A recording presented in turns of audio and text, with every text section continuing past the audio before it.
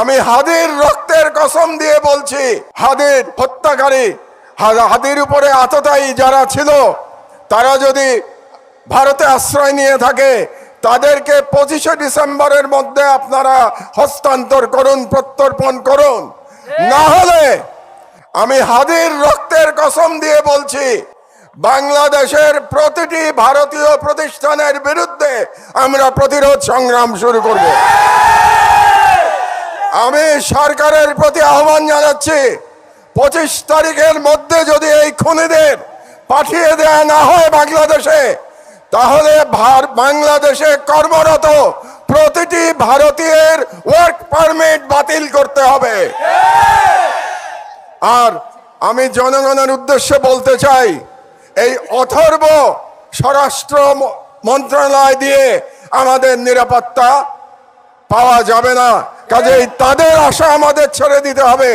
কাজেই জনগণের প্রতি আমি আহ্বান জানাচ্ছি, প্রতিটি ওয়ার্ডে আপনারা আইন শৃঙ্খলা কমিটি গঠন করুন। সমস্ত রাজনৈতিক দল মিলে একসাথে কমিটি গঠন করুন।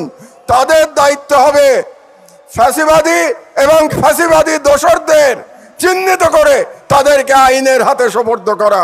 এই দায়িত্ব জনগণকেই নিতে হবে। এই কটি কথাই আমি আজকে বলতে চাই। যে কোনো আন্তর্জাতিক আইনে ভারত বাংলাদেশের বিরুদ্ধে ইতিমধ্যে যুদ্ধ ঘোষণা করেছে। কারণ হচ্ছে, আন্তর্জাতিক আইনে বলে, আপনি যখন আপনার দেশে সন্ত্রাসীদের আশ্রয় দিয়ে তাদের মাধ্যমে অন্য কোনো দেশের অভ্যন্তরে বিশৃঙ্খলা এবং সন্ত্রাসী কর্মকাণ্ড করবেন, তার অর্থ হচ্ছে আপনি সেই দেশের বিরুদ্ধে যুদ্ধ ঘোষণা করেছেন।